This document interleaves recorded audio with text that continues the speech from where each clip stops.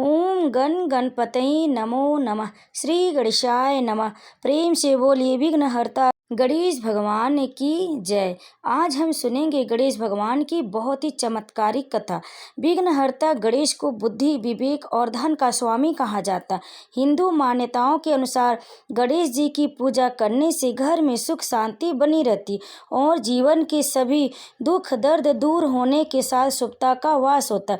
भगवान गणेश अपने भक्तों की जिंदगी में आई हुई विपदा को हमेशा के लिए दूर करते और लंबे समय से रुके हुए शुभ कार्यों को संपन्न करते।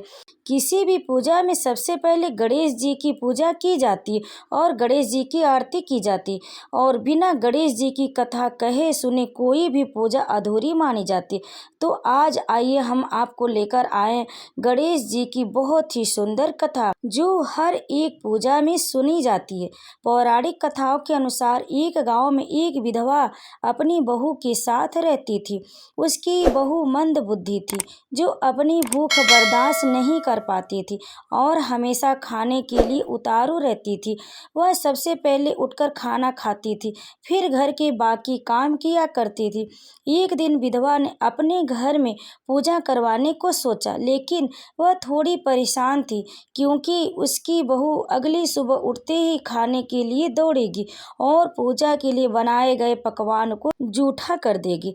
अपने बहू को पूजा के लिए बनाए गए पकवान से दूर रखने के लिए विधवा ने एक तरीका निकाला।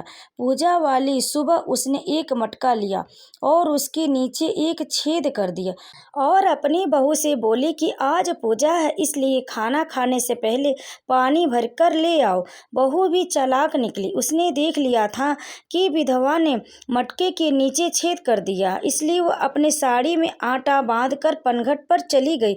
वहां उसने आटा निकाला और कुएं के पानी की मदद से बाटियां बनाने लग गई। कुएं के पास ही एक शमशान घाट था, वहां चिता जलाई जा रही थी। बहू ने उसकी आंच में अपनी बाटियां सेक ली। उसकी बाटियां सूखी थी तो वह पास में ही गणेश जी के मंदिर चली गई, जहां गणेश जी को किसी ने चोला चढ़ाया हुआ था। उसने देखा कि गणेश जी की तोंत पर घी लगा हुआ है। उसने उस घी को अपनी बाटी पर लगा लिया और उसका भोग गणेश जी को लगाकर वह बाटी खा ली और घर वापस चली गई। बहू की इस हरकत पर गणेश जी को बहुत गुस्सा आया और उन्होंने गुस्से में अपने नाक पर उंगली चढ़ा ली। जब गांव वालों ने देखा कि गणेश जी ने अपने नाक के ऊपर उंगली चढ़ा ली है तो उन्हें मनाने के लिए बहुत जद्दोजहद किया गया, लेकिन गणेश जी अपनी उंगली वापस नहीं उतारी। जब यह बात राजा को पता चली तो राजा ने बड़े बड़े पंडितों और ज्योतिषों को बुलवाया और हवन करवाए, लेकिन गणेश जी फिर भी नहीं माने। वह सब बहुत चिंतित हो गए। राजा ने पूरे गांव में यह ऐलान करवा दिया कि जो भी गणेश जी की नाक पर से उंगली हटाने में सफल होगा उसे इनाम के तौर पर 5 गांव दिया जाएगा। गांव के सभी लोग गणेश जी को मनाने में लग गए, लेकिन गणेश जी नहीं माने और अपनी उंगली चढ़ाए रखे। अंत में विधवा की बहू बोली कि अगर सब उसे आज्ञा दें तो वह गणेश जी की उंगली हटा सकती है। उसकी बात सुनकर विधवा हंसने लगी और बोली कि जब बड़े बड़े विद्वान कुछ नहीं कर पाए तो वह कैसे गणेश जी को मना पाएगी। किसी ने बोला कि जब सब लोगों को मौका मिला तो उसे भी एक मौका मिलना चाहिए। फिर सभी लोग बहू को एक मौका देने के लिए मान गए, लेकिन बहू ने एक शर्त रखी। उसने कहा कि उसके घर से लेकर मंदिर तक पर्दा बांधा जाए। सब लोगों ने सोचा कि इतना कुछ तो हो ही चुका है तो पर्दा बांधने में क्या जाता है। बहू के कहे अनुसार उसके घर से लेकर मंदिर तक पर्दा लगाया गया। बहू ने अपना दिमाग लगाया और वह अपने पेटीकोट में मोंगरी छिपाकर मंदिर चली गई। मंदिर जाकर उसने गणेश जी से बोला कि मैंने आपके तोंद से जरा सा घी क्या ले लिया, आपने अपने नाक पर उंगली चढ़ा ली। अब नाक पर से उंगली हटा रहे हो या दूं एक मोंगरी कि अभी आपके टुकड़े टुकड़े हो जाएंगे। बहू की यह चेतावनी सुनकर गणेश जी थोड़ा डर गए और उन्होंने सोचा कि यह तो पूरी पागल है, कहीं सच में यह मुझे मोंगरी ना मार दे। गणेश जी ने सोचा, बिना सोचे समझे अपनी नाक पर से उंगली हटा ली, जिसे देखकर गांववासी बहुत खुश हुई और बहू का जयकारा करने लगे। राजा के ऐलान के मुताबिक बहू को 5 गांव इनाम में दिए गए। यह कथा सुनकर लोग गणेश भगवान से यह मांगते हैं कि वह भी उस बहू की तरह सबकी बात मान जाए और सबकी मनोकामना पूरी कर दे और उनकी भी मनोकामना पूरी हो जाए। तो प्रेम से बोलिए गणेश महाराज की जय, गजानन की जय। अब आइए सुनते हैं बुधवार की व्रत कथा, जिसे हर बुधवार को सुनना चाहिए। इसके सुनने से समस्त मनोकामनाएं पूरी होती हैं। समतापुर नगर में मधुसूदन नामक एक व्यक्ति रहता था। वह बहुत धनवान था। मधुसूदन का विवाह बलरामपुर नगर की सुंदर लड़की संगीता से हुआ था। एक बार मधुसूदन अपनी पत्नी को लेने बुधवार के दिन बलरामपुर गया। मधुसूदन ने पत्नी के माता पिता से संगीता को विदा कराने के लिए कहा।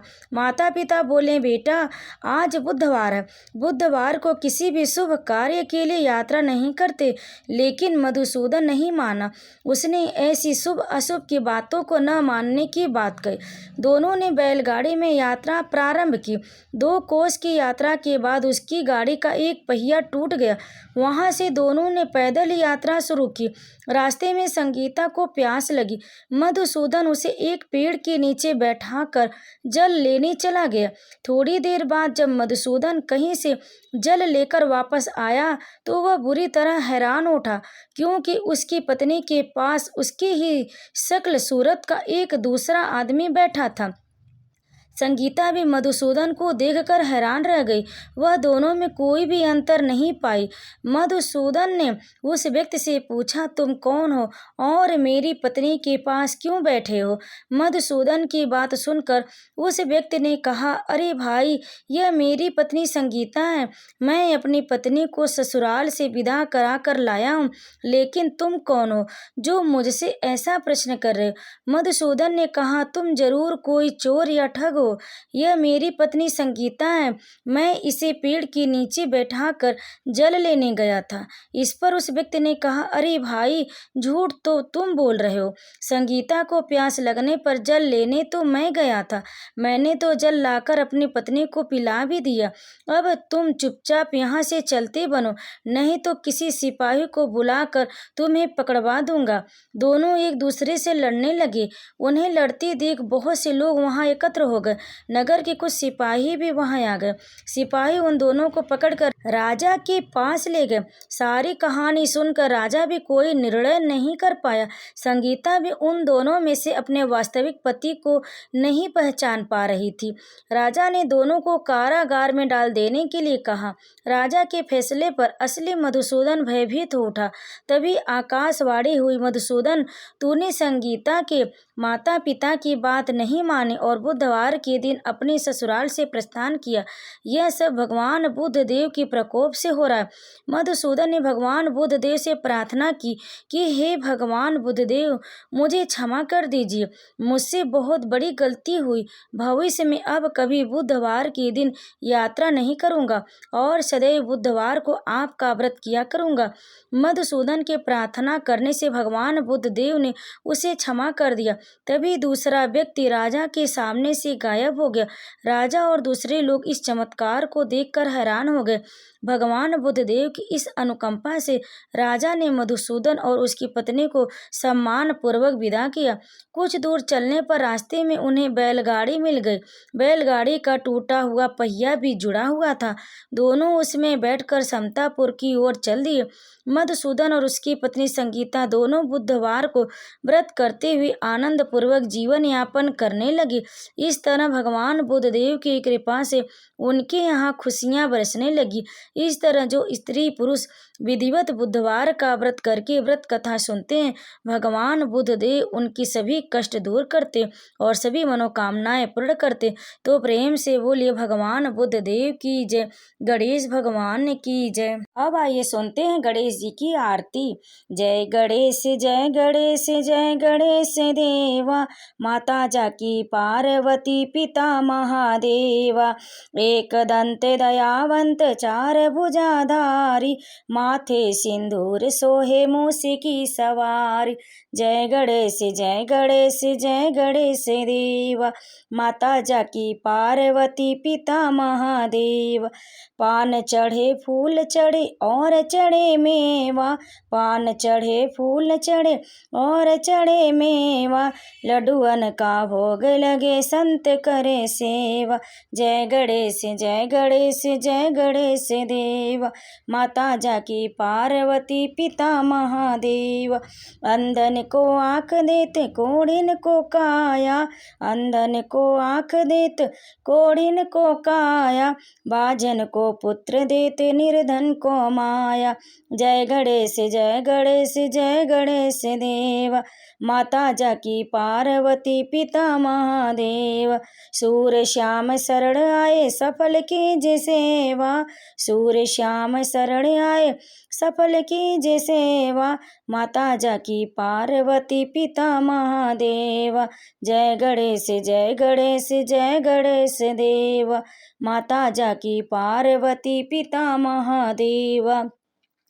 दीनन की लाज राखो शंभु सुतवारी, दीनन की लाज राखो शंभु सुतवारी, कामना को पूरा करो जग बल बिहारी, कामना को पूर्ण करो जाऊं बलिहारी। जय गणेश जय गणेश जय गणेश देवा, माता जाकी पार्वती पिता महादेवा।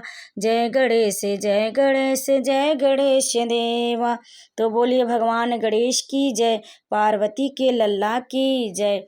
कथा को अंत तक सुनने के लिए आप लोगों का बहुत बहुत धन्यवाद। आपको अगर हमारी ये वीडियो पसंद आई तो वीडियो को लाइक करें, शेयर करें और कमेंट में श्री गणेशाय नमः, गणेश भगवान की जय अवश्य लिखें।